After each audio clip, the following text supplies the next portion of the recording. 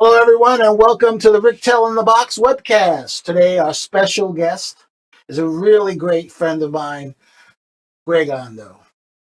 Greg, what is your official title at Steinberg? So I'm employed by Yamaha Corporation of America, which is the U.S. distributor, and I'm a senior specialist technical marketing within Yamaha, and I focus primarily on Steinberg products. Well, I knew you a long time. I had the pleasure of meeting you in the mid 90s over at a MIDI retail outlet down in Florida. Mhm. And, uh, and I started using Ondo and Cubase in 2004, actually. It took me a while. I was using Pro Tools, so one of the earlier Pro Tools people. And then when everything went 24-bit, I found that I have to replace all my Pro Tools equipment, which I had over $10,000 worth of stuff, and it was much more efficient to go to PC and to in this case Cubase SX3. And I had did a session in the studio with Nuendo, which I liked. And what I really liked about Cubase and Nuendo at the time is that, Cubase, as our listeners may know too, started off as a MIDI sequencer. Pro Tools was only audio for a long time. So I did a lot of MIDI, so it was great to be able to have one program that could handle both really well. Mhm. Now the solution was easy, it was efficient, it was cost effective, and since 2004, I have been a loyal Cubase user. And I started with SX3, and now we're up to 10.5. So it's been a long journey, but it's been a good product, great product. So anyway, so tell us a little bit about the Greg Ondo story before Steinberg. So I guess I kind of, like many people, started off as a musician. I played trumpet through middle school. I started playing bass in like rock bands in high school. At that point, before going to college and studying, I wanted to study music. And a couple weeks before my audition, I decided to switch from trumpet to string bass, an instrument I never played before. Got a couple of lessons and took a chance, and it's a good way to freak out your parents, to tell them 2 weeks before your audition you're changing instruments. So I did that and studied really hard and did a lot of orchestral work. So I'm kind of a combination of street taught and school taught. Um, I got to go to master classes at Grand Teton Music Festival with Francois Rabath, and I got to study his technique and to study with him. And I always was really interested in recording. So after school, instead of kind of going to an orchestral performance route, I chose to do recording studio work. And my last semester of college, I had gotten a copy of Cubase. My teachers, who were actually who were teaching me MIDI production, actually hired me to do projects for them. So I did that, and I got a copy of Cubase, and I got my first copy of Cubase. I think it was version 2 for Atari, and then the next day, I made $150 profit after paying for the program. And I was like, I like this program. After graduating, I worked at Unique Recording as like a second assistant engineer, right in Times Square. Okay. Did a lot of hip hop and rap sessions, which is kind of fun. Like my first day was Miles Davis, working on his posthumous album, where he kind of did a lot of stuff with hip hop roots going with that. But a lot of times, in my role, I would set up the microphone, set up the MPC, do the connections, get all the wires set up before the session start, and then I would have to literally, sit there for 6 or 7 hours and wait for something to happen. So it gave me a lot of time to think of, what I would really want to do for a job that would make me happy. Because while it seemed like a wonderful, opportunity, I'm working at, a premier studio in New York City, I wasn't really enjoying it so much.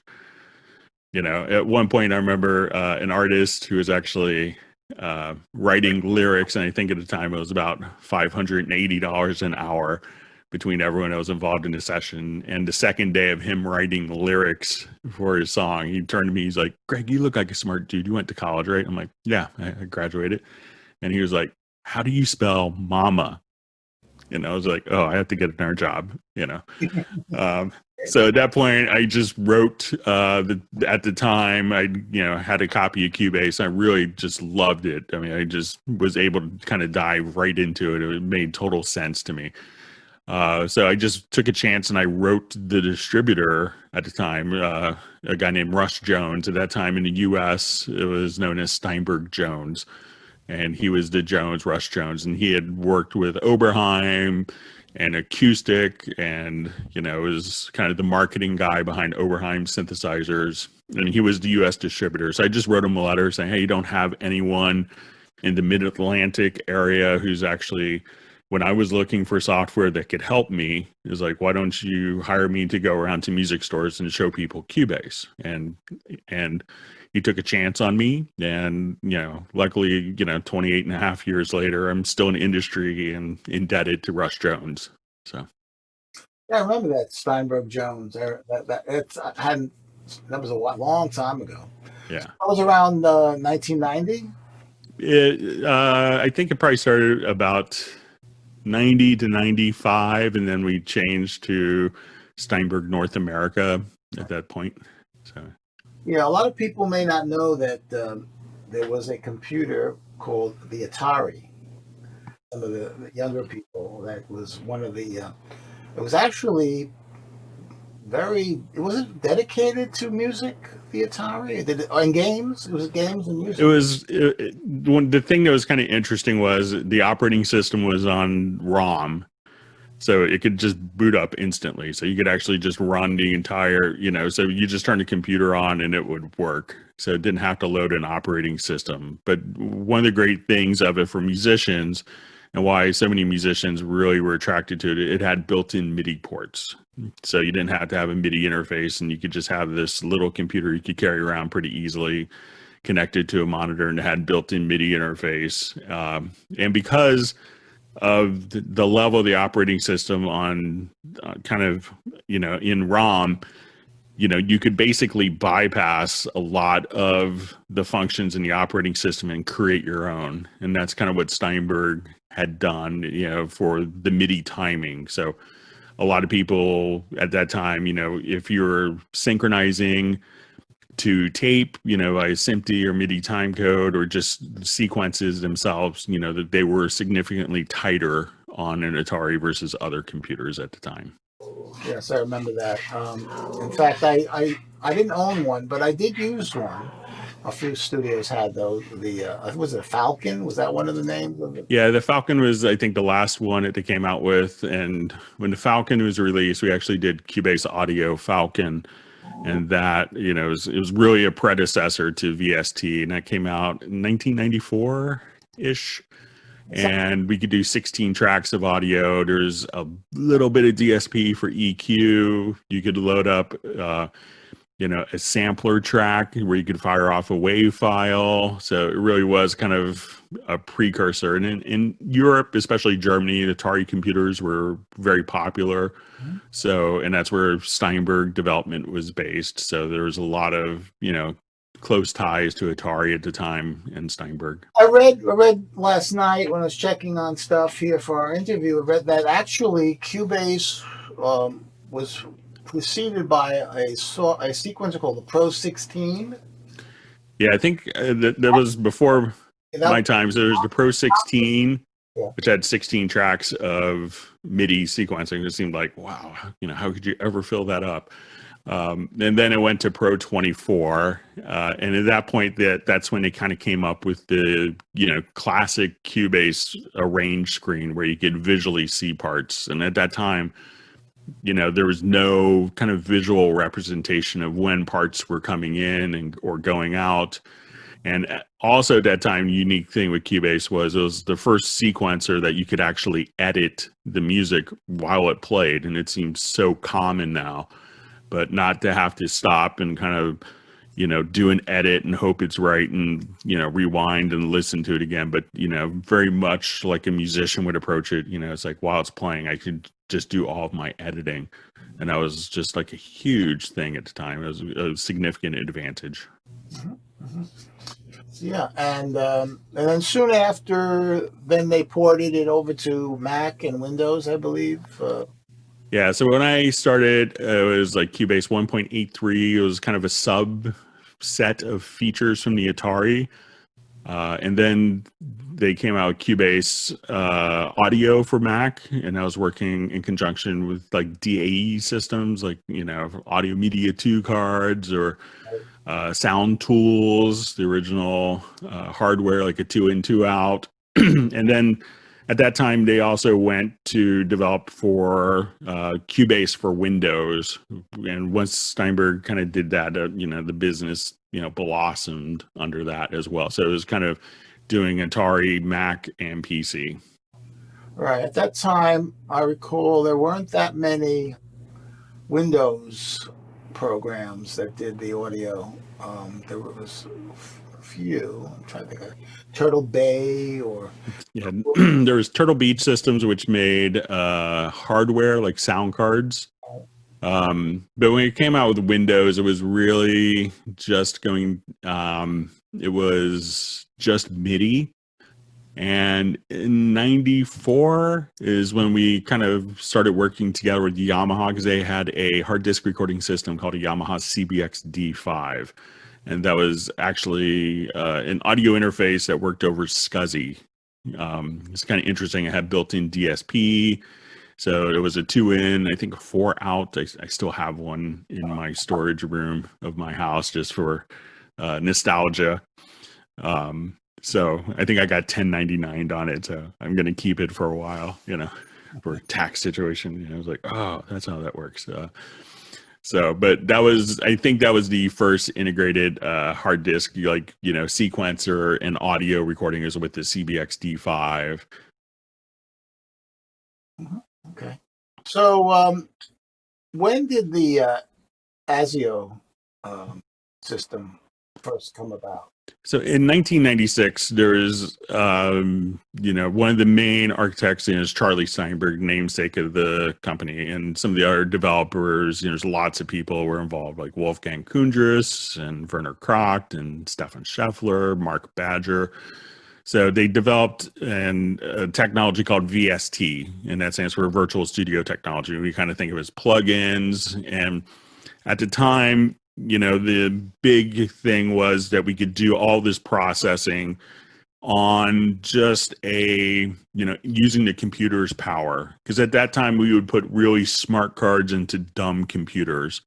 And Steinberg took a big gamble and said, I think that the computers are going to get smarter and that eventually you're just going to be putting dumb cards into smart computers. And that's what's happened. Now, when we did this, Steinberg was a software company. At that point, we had dabbled with some OEM hardware, distributing some hardware for some Atari computers and some other audio interfaces, but we didn't really have a hardware division. So we came up with a way, because the latency going through the computer's operating system was so high that when you record, it could be like at that time, about 3/4 of a second by time the round trip would come back. So if you're tracking, you're hearing 3/4 of a second later. So we came out with ASIO as audio stream input output. And what that would allow you to do is to kind of bypass the computer's operating system audio drivers to communicate directly with the audio interface to minimize the latency. So it was more practical and just worked as customers would expect in doing a hard disk recording system. Well, it was revolutionary. It was definitely a big advance. And it's been a huge thing for audio interfaces and making them work. In those days, like sometimes you just get a mouse and your mouse wouldn't work in your computer, and you're just like, oh well, you just have to get another one. So this way, it was kind of a protocol, and we just kind of opened it up so that our customers could have better functionality with other, with any audio interface. And then we said it's a good thing to do for the industry. So we opened it up to the industry as well. I don't think we even realized any revenue from it, but, on the Atari platform, for MIDI timing and MIDI communication, there were several different protocols that kind of competed against each other. And we saw that led to where, no one really knew what was going on. There wasn't a standard, there wasn't a protocol, and it really kind of hurt the entire platform. So we wanted to make sure that didn't happen again.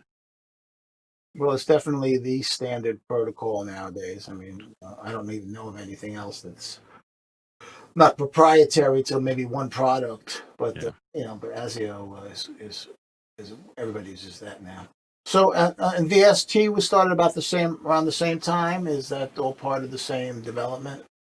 Yeah, so that came out in '96, and I can remember, like, having my friend page me at the time. It was like, wow, I just got an email. I was in a restaurant, and he was just reading the email about kind of the future thing that was coming.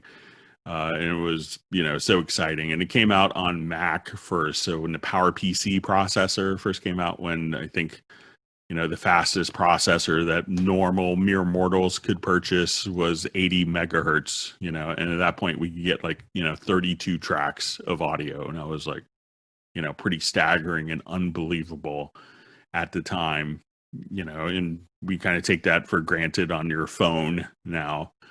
But to have that level at home and to have automated mixing with effects, it just opened up the door to so many people to be able to create music at home.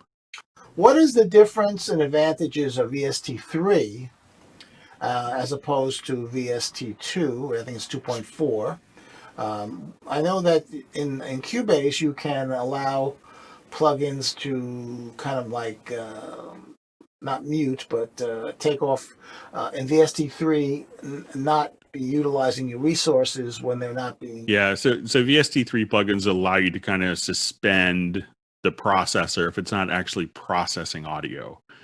So, which is a great thing because people may have different tracks coming in a verse and different tracks coming in a chorus. So if that plugin isn't processing anything at that point, it's not going to take any CPU cycles. So, That's fantastic for me because yeah, I do a lot of 200 track stuff. That's like maybe, but only maybe like 40 tracks at a time. In sections, different sections, like film stuff. It's very, very good. Okay, so and then the next product that came about, I remember it was Nuendo, and that was towards the end, 1999, around then, if I recall correctly. yeah, right around like 2000, I think. Yeah, So, and that was uh, kind of a competitor to Pro Tools. More yeah, when we came out with Cubase originally, its origins were of a MIDI sequencer that added audio. And it's a hard thing to do to say at a certain point, with your code base, like, having the ability to have a undo in 1989 was like, wow, if I made a mistake, I could just undo it, But by 2000, people were like, imagine if you could have more than one level of undo. But when you're developing code, and I'm not a software developer, I think at a certain point choices that you make from 15 years ago may come back to haunt you later. Just a decision of an architecture and you build upon that. And I've kind of likened it a lot of times to, it's like having a small house and you keep adding additions and then suddenly you can't get plumbing to one side of the house, or electricity doesn't work here, or this room's always cold for some reason, even though there's a heater there. So at some point you have to tear down a house and start over again and build a new foundation. And that is what Nuendo was at the time. It was a brand new code base.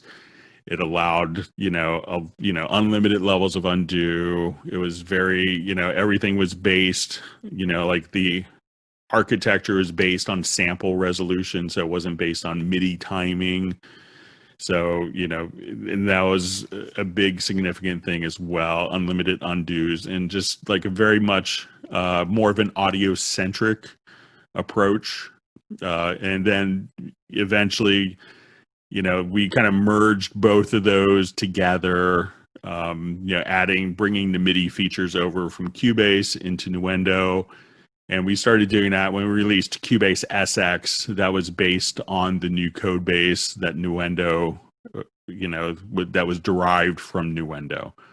So at that point, we were able to kind of have a brand new engine for Cubase as well as Nuendo, and easier ways to kind of add. And I think like the internal code structure at the time, they called it Lego. And, the intention was that they could add different components with the development, like Lego blocks, for, adding new features in kind of a modular fashion. So that's why, if you notice that, when Steinberg comes out, even with a 0.5 version, that it's often what, 2 or 3, significant release versions of other programs offers. So they're able to kind of implement a lot of things into short cycles for releases to, help the customers kind of realize their creativity. Okay, that's cool. Now, Steinberg was acquired in 2003, I believe, by Pinnacle Systems, and then soon after that, Yamaha. And it seemed like to me at the time, seemed like a great match because Yamaha, made all kinds of music hardware. And at that time, so then that's where the Steinberg hardware product started to flourish. I use the CC121. I love it. It's great. I recommend anyone who has Cubase or Nuendo. The CC121 controller is just makes life so much easier. It's really good. It's a dedicated fader and controller. And they have some excellent audio interfaces. And so, talking about starting from scratch with new code and this and that, in 2012, after being released by Avid, Steinberg Yamaha acquired the services of the development team behind Sibelius, and now we have a very competitive music transcription program called Dorico. And a lot of people really think it's the best out there now. And again, they have the advantage of writing it after years of experience on, like you said, about the early Cubase. Rewriting the window and such to make improvements. So that came out in 2012, and now it was released. Actually, it was released in 2016, I believe. Right? Yeah. Okay. Now with Cubase. You have different versions of Cubase. For those people who don't use Cubase, you have lighter versions. And tell me about the different versions and what they offer. Is there a free version of Cubase or for 1 month or something? You could always get a trial version of Cubase. So we have 2 versions that are kind of OEM, and it's a term you hear thrown around a lot, and that's kind of like software that's kind of bundled with hardware, so that when you buy an audio interface or keyboard, that you could have software to work with to do stuff. So we have Cubase LE, which comes with kind of third-party hardware. And if you have a Steinberg or Yamaha product, they have Cubase AI. And the AI stands for like advanced integration. So they may have kind of special hooks to access functions in a keyboard or synthesizer or an audio interface.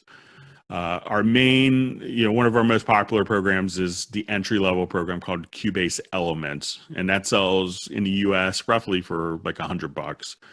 And for people just kind of getting started and they wanted to explore and get a sense of what Cubase is about, that's a perfect first step. So you don't have to spend a lot of money. You can just kind of get in and get a sense for the program. Above that, you have Cubase Artist, which is kind of the gives you more tracks, more plugins, more capability. And the top of the line in the Cubase range is called Cubase Pro, and that will give you surround sound, more enhanced notation, some additional plugins, so just kind of more mixing capabilities as well. So, and that I think is 579-ish or so. So, and you can get trial versions of Cubase Elements or Cubase Pro. And if you have the Cubase Pro, for the trial version, it requires the USB-E licenser. And the other products that you have that are very popular, Nuendo. Tell people a little bit about Nuendo and where it is so popular. I know it's very popular in film work, video. Yeah, there's it's a typical question we get. It's like, oh, what's the difference between Cubase and Nuendo? And people go video, and it's and it's kind of a very short and maybe not so accurate of a response. So it used to be that Nuendo was really aimed at kind of audio post production. And so it was, the first one that really offered a lot of surround capabilities. And over time, it's, added a lot of functionality for doing automatic dialogue replacement or ADR. You could get into like doing reconforming. So if you're working on a film and the picture editor adds 3 seconds or cuts away 5 seconds, they could send an EDL to you and you could have your project automatically reconformed. Nuendo now also does Dolby Atmos support. So if you want to get into like surround sound mixing, where you have a height element, where you have like speakers above you, or even an Amazon Echo now will do Dolby Atmos work. And recently, I think since version 8, I could be mistaken, but they've done a big push into game audio because we realize that they have a lot of very unique workflow issues that they would run into that not many people were really addressing. And they work. And game audio is, when we look at post-production for film or music, we often think of it as being very linear, where we have a beginning, a middle, and end. But game audio is very non-linear. It's, you may have a sound come up, if someone crashes a plane, if they crash the plane 100 times, it's going to go to this sound. If they never crashed a plane, it won't go to that sound. So there's a lot of, tie-ins that we work together with like Audio Kinetic, with their Wise game middleware. And as we got into more of the game system, it used to be like when I worked in studios, there's a guy that was the engineer, there's a guy who was a producer, a separate person who was doing the MIDI sequencing, the one person that did all of the patching of the cables and knew how that particular room worked, and a second assistant who, anything that the guy patching the cables needed had. And realize that all those people, and you'd have musicians and composers and people writing music, and realize that in a lot of cases, where that was 8 or 10 people previously, that could be one person. And that's what Nuendo will allow you to kind of do because, I remember one of my friends told me, he was very successful. He's like, yeah, never say no to any job. But, you have to be really good and, you have to be able to learn and master anything in a weekend when you get hired to do it. So, if someone's like, can you do ADR? Sure. But make sure that you have the right tool to do that. So while Nuendo has all the, music production and MIDI features of Cubase, it's going to have all those features in addition. So that's why, if you're getting into more advanced media production, you're doing game audio stuff, that Nuendo makes a lot of sense. Also, I understand as well that you offer educational discounts for all our students out there who are interested in Steinberg products. Can you tell us a little about that? Yeah, so Steinberg's been more widely used in education. So especially recently, it's been when people in our pandemic age, realize that we've had a lot of schools that need to teach remotely, and not everyone has a Mac or a PC. So having a cross-platform solution has been really important for us and for our customers, because a teacher could have a remote class, and it's not based on what computers are in the lab, but what computers the students have. So like when I started at Cubase, and I was in college when I started, I was a little upset. At that time, academic discounts on software were kind of still, not a widely adopted concept. So, coming, fresh out of college, I said, hey, this is a great resource. So I really kind of fought early on to get educational discounts.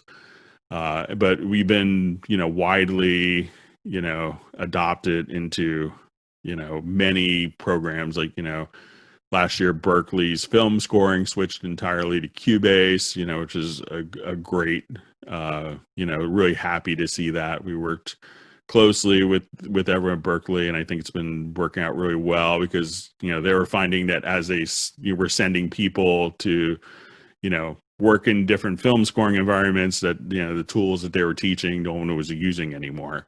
So I think they kind of said, okay, this is what people are using to compose for film, so that's what we're going to be teaching our students. So it's been just so having those educational discounts, it makes it much more approachable, so that because we know when you're in college, college is expensive, but I think it's important if you can get your software as a student. And I remember when I graduated, I had a lot of friends, and I was kind of, I was interesting in that I would do orchestral gigs to buy MIDI equipment in college. And when I graduated, I could work and do production work because I had equipment and I had tools, whereas a lot of my friends relied on, oh, the school has a studio. I'll use the MIDI equipment there. I'll use a studio. I don't need to buy anything. And then they graduated and they didn't have access to the studio anymore. So I think taking advantage of, educational discounts and programs like Steinberg, and I think with Cubase, as you get into it more, that, it's probably more inclusive feature wise, for being able to do a really broad palette of work without having to rely on third-party tools as opposed to other programs. So, if you learn your Cubase well, you could pretty much, work in any type of, music production, or getting into post, or, virtual reality stuff, whatever you want to with your computer music production. Mm-hmm. And how about, are there cross purchases available at times? Yeah, so we'll do different promotions for cross grades, and I think Hamburg, the sales team and marketing team, they do like a really good job. I think there's like promotions going on like every month. Like for the 30th anniversary of Cubase last year, they did a 50% off sale, and it was like just the biggest sales month ever in Steinberg. I mean, it was so incredible, way more successful than anyone could ever imagine. And, it just keeps getting more and more popular. So we have a lot of people that are just kind of switching because they see kind of the pace of relevant development that's happening with Steinberg. And, we're providing solutions, and we see a lot of programs that rely on third-party tools. And, when there's a major operating system update, like, going to Catalina or going to, the latest version of Windows 10, where maybe your DAW is upgraded, but, half of your plugins aren't. And you kind of get into this, I often call it versionitis. Whereas if everything is kind of integrated into one single tool and application, that, you could, just not worry about that. A lot of people have been asking me about VST Connect. With the pandemic situation, it's become really like much more attention on remote recording. So tell us a little bit about the capabilities of the VST Connect Pro. Yeah, so VST Connect is, I think, is actually just, developed by Charlie Steinberg, who's kind of, I don't think he's as actively involved with the company anymore, but this is kind of like his little dream thing. So, and it's become incredibly popular during pandemic. So, there's a VST Connect SE that comes with Cubase, and this allows anyone who downloads a free program for Mac or PC, and I think it's $5 for iOS, they could communicate with a Cubase user and be able to record 2 channels of audio free remotely. So if you wanted to record someone playing a guitar solo who lives in Europe and you're in Nashville, no problem. You want to be able to track, someone wants to play a bass part from LA while you're in New York, no problem. And then there's also VST Connect Pro. And VST Connect Pro goes beyond the 2-channel limitation and allows you to have up to 16 channels. So if you wanted to track drums and and it could store the audio locally. VST Connect SE doesn't store the audio locally on the performer's machine, but the VST Connect Pro can store the full resolution file and then transfer those recordings directly over to the main computer. So if you need to do, and it's basically like a peer-to-peer network. So, people, we have a lot of people wanted to, I want to rehearse my band. And it's like, it's not really the intention, but it's really more for allowing you to, track another musician remotely. So and people ask if it's out of time, how does that work? So when you hit record, from your Cubase or Ondo session, the signal gets sent out to the performers. All the delay compensation is there. And then the performer's audio comes back directly into your project. So when you hit record, it may be like, 300 milliseconds by the time you see the record kick in. And that's basically compensating for the latency of the entire signal path. And something else that's great about VST Connect is there's an actual webcam so that you could see the person and communicate with them. So, I did a session once and the microphone was really muffled. And it was a singer that doesn't have much recording experience and they just had their microphone backwards. So, and, that could drive you crazy trying to figure out what's going on. It's like, why is the mic so muffled? And, but because I could see them in a webcam, I'm like, yeah, you see the logo, the microphone, sing into that part, oh, okay. There was a famous artist just recently that happened to. They were on TV or something, and the mic was. Yeah, was it Lady Gaga? I think. Yeah, somebody. Yeah, that's that. Could happen to the best of us. Yeah. And I think it was very interesting. I think NBC's The Voice, during the pandemic, they were able to go on and do the whole show utilizing VST Connect. Oh, okay. So. Yeah, when I at first when I heard about it, I said, how are they getting that much data over without latency? And then I found out that it's converting it to a compressed codec to like a FLAC file for the free version, yeah. Well, and then it expands it afterwards. Is that correct? Yeah. So that it's not going over the internet as a full resolution file, yeah. Which makes it easier, But you still have. But the key is, for those of you who want to try it, the key is having good internet. It helps, and having kind of I've done a lot of support for it recently, during pandemic, and it's like, yeah, when my kid starts watching Netflix and I'm on Wi-Fi, it started not working. It's like, okay, just get a wired connection, go out and buy 100-foot Ethernet cable if you have to, and just, because you'll have kind of a more steady, consistent experience with it. So if you do that, that'll make a big difference. There's a lot of new libraries that have been released for Halion. And one that's really interesting, I think, is Danny Lux's. I think it's like Poly and Wave. And I'm trying to remember the company name, and Danny Lux he's a Steinberg user, and he's a TV composer.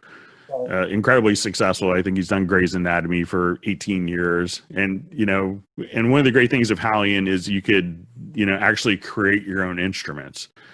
So he's like, oh, I just want to make my instruments for me. And he's like, oh, probably other people would like this. Sample Fuel, I think, is the name of the company. And he's like, probably other people would do this, and maybe I could sell this and create a product. So, we have end users and composers, making their own products based in the Hallian format. I think that's really exciting. And also, like you may see him on a lot of the Facebook groups, like Cubase users, Chris St. Aubin, he did Simple, which is a wonderful synthesizer as well. So there's lots of new content. There's, Iconica, which is a really, very large orchestral library that Steinberg worked in conjunction with orchestral tools with. So, lots of, a lot of content coming out in Hallian format. So. Yes, definitely. It's great stuff. And also some of these synth VST plugins are really, really good. I mean, I love Retrolog. Mm-hmm. I mean, that's really, really good. And Pad Shop. Yeah, it's interesting. A lot of people often, maybe it's, the perception with other programs where like the included plugins or, some people will call them like, oh, maybe they're considered like a batteries included. Like you get some really cheap battery, or get like an Everready battery with a gadget or something for your remote control. But, we kind of often don't want to necessarily nickel and dime everyone. So even the included instruments like, Pad Shop is award winning as it is. And that comes with the Retrolog is a stellar virtual analog synth for, we did the first drum machine. So, like Groove Agent SE, for doing like beat agent stuff or virtual drummer, works incredibly well. A lot of great stuff. Okay, well, I highly recommend everybody, if you haven't used Cubase, to check it out, because I mean, I've been using it now for 16 years as my only, and I'm very pleased with it. And I would also just like to say I have to thank Greg Ondo for all he does for the Cubase community. You help, you are the go-to resource, and always a lot of fun to go out for beers with after our meetings. Unfortunately, that hasn't been happening for a while. I know. I'm looking forward to coming back for the Club Cubase in Nashville. It's always one of my favorite. It's such a wonderful group of people, and I miss seeing everyone in Nashville and throughout the country. But, the best is, like going out for the meal after the club and just, a table of 15, 16 people all just sharing war stories. And well, that's really how I became the admin for Club Cubase Nashville, is because I was missing these fun little after meeting get-togethers. Yeah. It's a shame. It's the camaraderie of it. I miss it. So I think it's really easy for so many people with recording setups to they're in their studio all the time, and it's nice to see everyone kind of get together outside of their studio, because being a composer or recording engineer could be a pretty solitary task for a lot of people. And the Club Cubase in Nashville is really unique, where you have someone who's an SAE student who's sitting right next to Michael Wagner, who sold like 100 million records, and then Bob Bullock and Mick Connolly and Chuck Ainlay. So Gary Pachosa has come out to a number of meetings, so it's always a wonderful group. Yeah, it is a great group, and and in my Nashville Audio Professionals, we have a lot of the Club Cubase members as well. And the reason why my slogan was inspired by Club Cubase for Nashville, it says creativity, technology, community, and the community part is really what I missed when we, when there was a hiatus of Club Cubase meetings. So I want to thank you for letting me do that. We thank you for your support, Rick. So it's really great, and so again, thank you so much for giving me this time of yours. I hope everyone in the family is doing well, not driving each other crazy. Yeah, luckily we moved into kind of a bigger house right after Christmas, so everyone has kind of their own office. So we're very fortunate with that. So, but we're just kind of staying in, being boring, so staying healthy. Right. And thanks again.